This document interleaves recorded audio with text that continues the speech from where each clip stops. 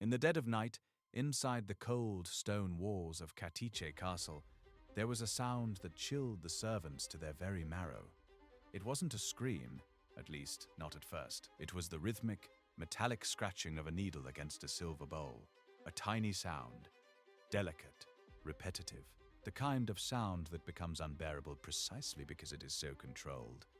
In a fortress built to withstand armies, that faint scraping felt more intimate than violence. It suggested patience, method, the kind of sound a surgeon makes, or a scholar, or a woman recording something she doesn't want anyone else to read. To the world, Elizabeth Báthory was a monster who bathed in the blood of 600 virgins. That is the headline. That is the legend. That is the image that survived. But in the next 20 minutes, we're going to discover that the most terrifying thing about the Blood Countess isn't the myth, it's the machinery of the state that manufactured it. Because once you step past the lurid image, past the pulp, the folklore, and the special effects horror, what waits underneath is colder than sadism. It is administration, debt, political timing, men with titles deciding which story will survive. And that should make you pause, because legends about monsters are comforting. They let us believe evil always arrives with fangs, rituals, and obvious madness. Bureaucratic evil does not. Bureaucratic evil signs papers, extracts testimony, erases debts, and calls theft justice. That is where the story stops feeling medieval and starts feeling disturbingly modern. We often look at history as a gallery of monsters. We talk about Vlad the Impaler, we talk about Robespierre. We place them behind glass, label them, and move on as if naming horror were the same thing as understanding it. But the story of Elizabeth Báthory is something more unstable than that. It is not just about cruelty. It is about who gets remembered as cruel and who gets remembered as necessary. It is a study in what happens when a woman maintains total, undisputed authority over her domain. When she commands wealth, governs estates, and becomes too useful to ignore but too powerful to remain safe. That is what makes her case so dangerous. On one level, it looks like a classic true crime narrative. Missing servants, whispered abuse, a noble household wrapped in fear. On another, it looks like a political liquidation disguised as moral outrage. Those two possibilities do not sit comfortably together, and history has never been patient with discomfort. It prefers a cleaner villain, a more theatrical evil, a face that can carry the burden of everyone else's convenience. Was she truly a serial killer who sought eternal youth through blood, constructing a private cosmology of pain inside her castle walls? Or was she the victim of something we might call a cultural lobotomy, a deliberate erasure designed to remove a powerful woman from the map before she could collect what she was owed? Today, we are stripping away the sanitized legends and the Hollywood makeup. We are going deep into the shadows of the Hungarian court, into debt ledgers, coerced confessions, backroom bargains, and a final, silent imprisonment to uncover a story of money, narrative, and power. As we do, keep one question alive in your mind. When the official record sounds almost too satisfying, who benefited from making it satisfying? By the end of this investigation, you'll understand that the greatest threat to an empire isn't always an army at its borders. Sometimes it's a creditor who knows too much. Not a rebel at the gate, not a foreign invader. Person inside the structure, tied to its wealth, aware of its weaknesses, and too powerful to simply disappear without explanation. That is the kind of threat states do not merely defeat, they narrate. To understand the woman, you have to understand the landscape that forged her. And that landscape was screaming with violence. Elizabeth was born in 1560 into the Báthory family, not merely powerful, but architecturally powerful, in the way certain families become load-bearing structures of a civilization. They had produced kings of Poland, princes of Transylvania, and military commanders whose decisions helped hold back the Ottoman Empire. This was not a family that produced quiet daughters and ornamental wives. It was a family that produced rulers. She grew up in Transylvania, the same dark soil that later legend would drape in Gothic mythology. But for Elizabeth, darkness was not folklore, it was administrative reality. She was a commodity in a world of warring states, a dynasty child, a political instrument wrapped in velvet. The frontiers around her were unstable. The Ottoman threat was constant. Noble alliances were transactional, and brutality was not an aberration. It was part of the weather. But here is what gets lost in the rush to paint her as either victim or predator. She was brilliant, literate in multiple languages, at a time when many noblewomen were fortunate to read one. She was not educated as decoration. She used literacy as a tool. She handled correspondence, legal negotiations, and estate management. She understood how power moved on paper as well as on horseback. She was married young, as noble women were, to Ferenc Nadasdy, a war hero shaped by campaigns against the Ottomans. Their marriage joined wealth to military prestige, land to bloodline. While he fought, she governed. That is one of the least sensational and most important facts in this entire story. She was not passively waiting in embroidered isolation while men made history elsewhere. She was administering large estates, handling disputes, managing staff, overseeing finances, and exercising practical command over a system that functioned almost like a small state. Power exercised by a woman has always attracted a special kind of scrutiny. When a man rules harshly, history asks whether he was effective. When a woman rules harshly, history leans in, fascinated, asking what secret corruption made her unnatural. That double standard does not prove Elizabeth innocent, but it absolutely shaped the appetite with which later generations consumed the accusations against her. She also grew up witnessing the ritual structure of public punishment. Bodies displayed in public were not random cruelty in her world. They were governance. Pain was civic theater. Authority was demonstrated through spectacle, and suffering was used to organize obedience. Child raised inside that atmosphere does not need to be taught that fear can be useful. She absorbs it the way other children absorb etiquette. Think about the psychological architecture here. If you are raised in a world where fear is the only credible currency of control, do you become a predator to avoid becoming prey? Or do you simply become fluent in the grammar of cruelty because everyone around you already speaks it? Those are not the same thing, and history is often lazy about the difference. This is not an exoneration. It is a calibration.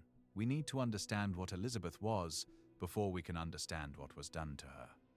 A legend tells us that as Elizabeth aged, she became obsessed with losing her beauty.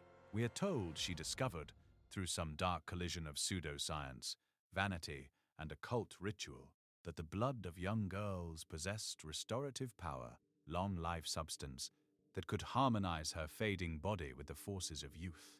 The Countess as alchemist, the monster as artist, turning suffering into a scientific pursuit of immortality. It is a compelling story, too compelling.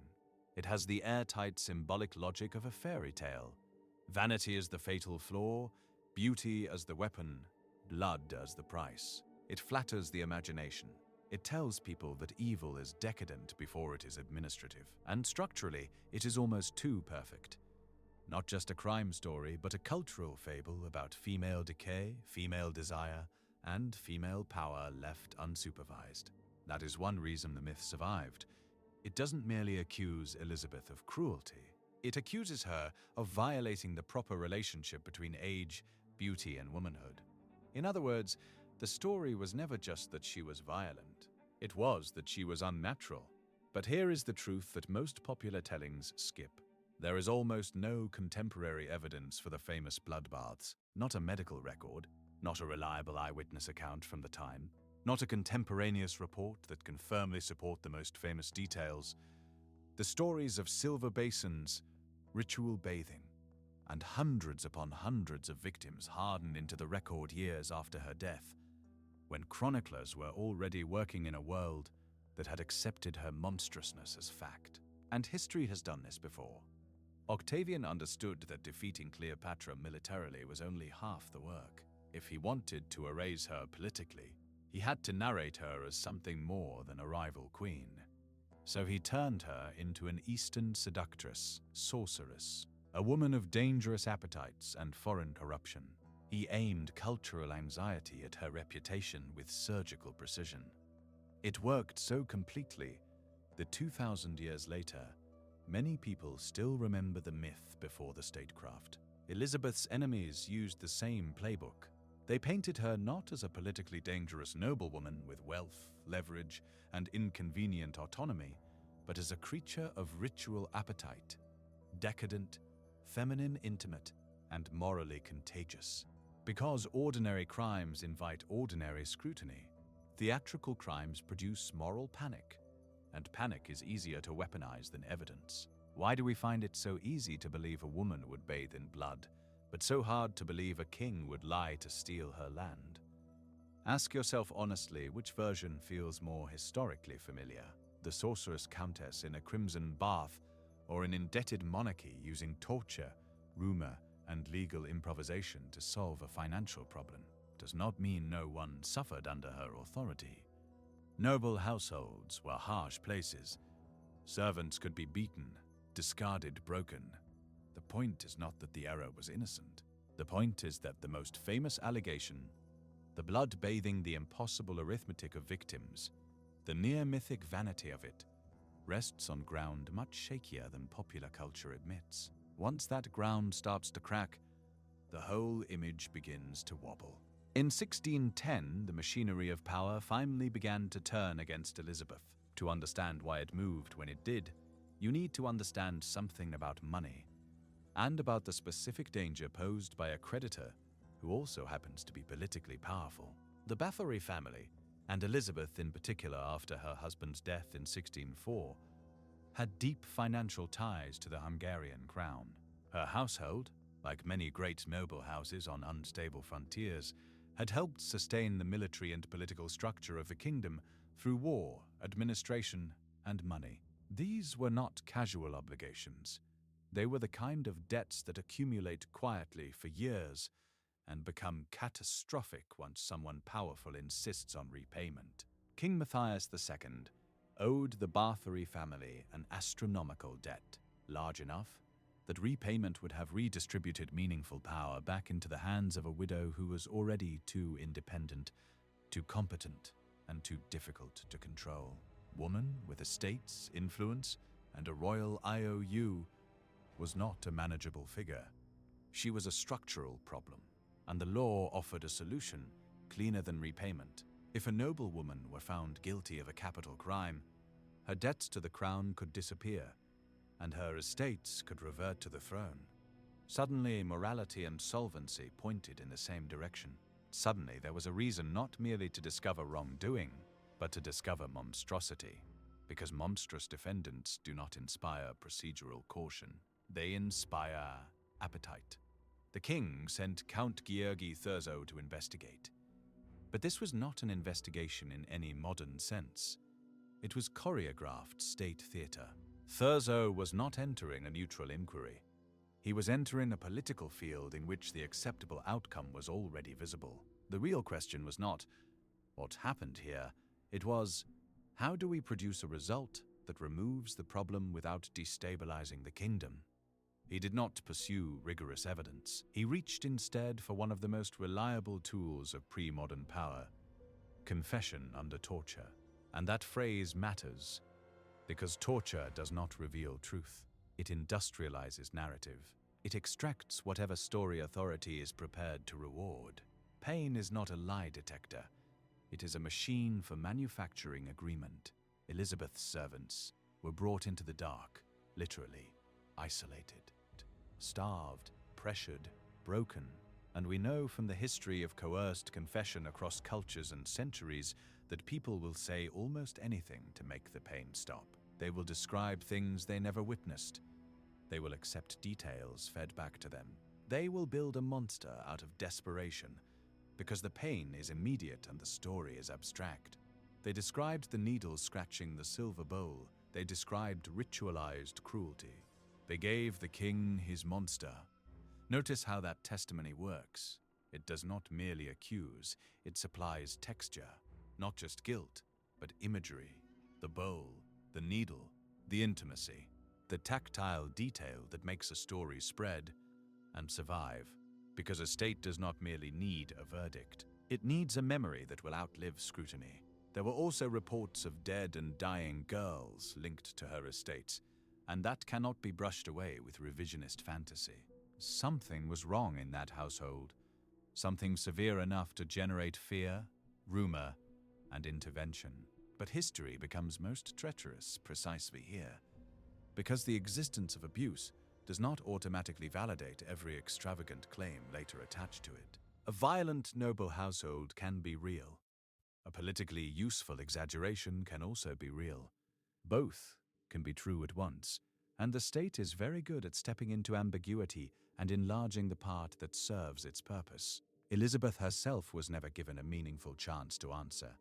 She was never truly allowed to stand before a court as a voice with weight, never allowed to confront the accusations publicly in a setting where contradiction, defense, or counter-evidence might matter, because she was too dangerous to let speak.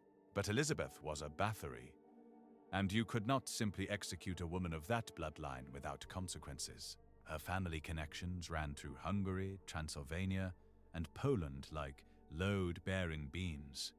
An execution risked backlash. It risked aristocratic panic.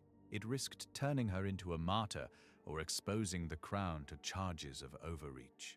The king needed her gone, but gone in a way that produced no rallying point, no courtroom friction, no final speech that could survive in the record.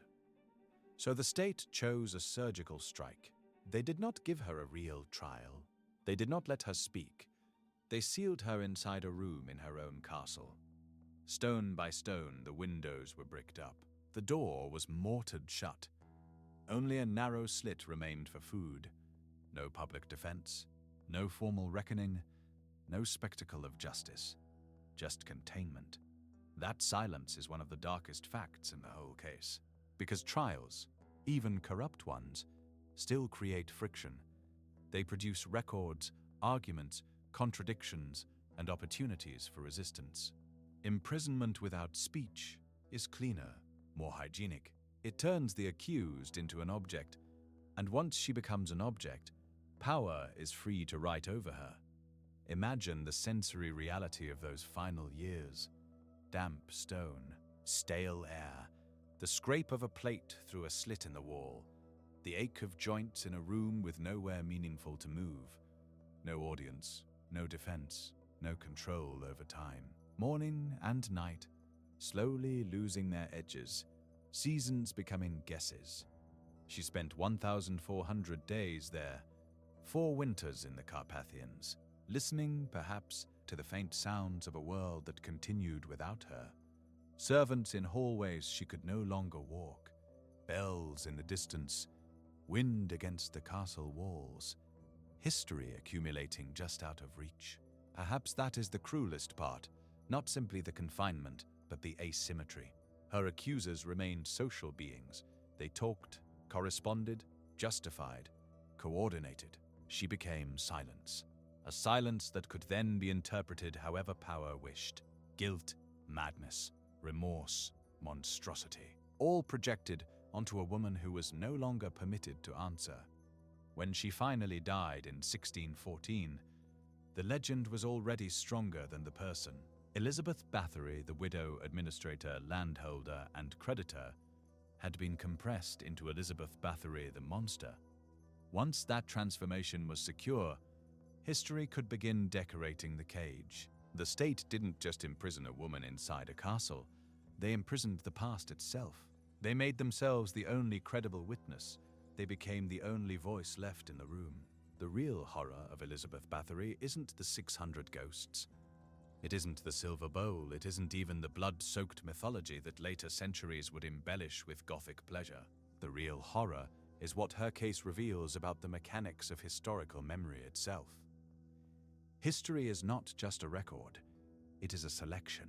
Every archive is also a deletion. Every chronicle reflects the priorities of the people who commissioned it, preserved it, circulated it, and survived long enough to shape its meaning. The victors do not merely write history, they curate it. They remove what complicates them, amplify what flatters them, and wrap the final version in the language of inevitability, so future generations mistake selection for truth. Elizabeth's story was curated by the very people who benefited from her destruction. The debt was neutralized, the estates were absorbed, the legend circulated. The legend was so vivid, so satisfying, so perfectly calibrated to cultural anxieties about female vanity and female power, that almost nobody stopped to look at the ledger underneath it. Later generations only strengthened the spell. Writers amplified the body count. Folklore added ritual. Gothic fiction supplied atmosphere. Cinema added blood where the record had ambiguity. Soon the woman disappeared beneath the symbolic role assigned to her. She no longer had to be Elizabeth. She only had to be a warning. That is why historical skepticism is not the same thing as exoneration. You do not need to call her innocent to recognize that the version handed to you may have been engineered. You do not need to deny suffering in her household to question the theatrical scale of the accusations. Mature history is capable of holding two ideas at once. That power can abuse the vulnerable, and that power can also invent the form in which that abuse is remembered. The most important part was never just the walls or the accusations or the body count. The most important part was the story, because force can silence a person for a season. A story can silence them for 400 years. The needle scratching the bowl wasn't the sound of a killer. It was the sound of a detail too useful to die, a sensory image extracted, repeated, and preserved because it made the legend feel tactile. Because a state does not always need truth. Sometimes it only needs a scene. Elizabeth Báthory remains a grim reminder that monsters do not need fangs. They need power, timing, and a willingness to control what survives. She was the Blood Countess by decree. In verifiable reality, she was a widow, an administrator, a creditor, a prisoner. She may have been guilty of cruelties, her class and her age considered routine. She may have been darker than that. We cannot know with certainty. That irreducible gap between what can be demonstrated and what has been repeated is itself a verdict on the system that produced the story we inherited. What we can know is this: the moment we stop asking who wrote the story, we become part of the machinery that erases the next one. There is a version of this pattern in every era. Powerful figure becomes inconvenient. A state needs a monster badly enough to build one. The costumes change, the mechanism does not. In the end, devils win when we stop asking who built the stage. The history we think we know is often just a mask for a darker, more human reality, one built not of supernatural evil, but of debt, fear, and the quiet violence of institutions that needed a monster more than they needed the truth. If this investigative deep dive into the shadows of the Blood Countess gave you a new perspective on the machinery of the throne, hit subscribe and leave a comment below telling me which part of this story you want us to excavate further.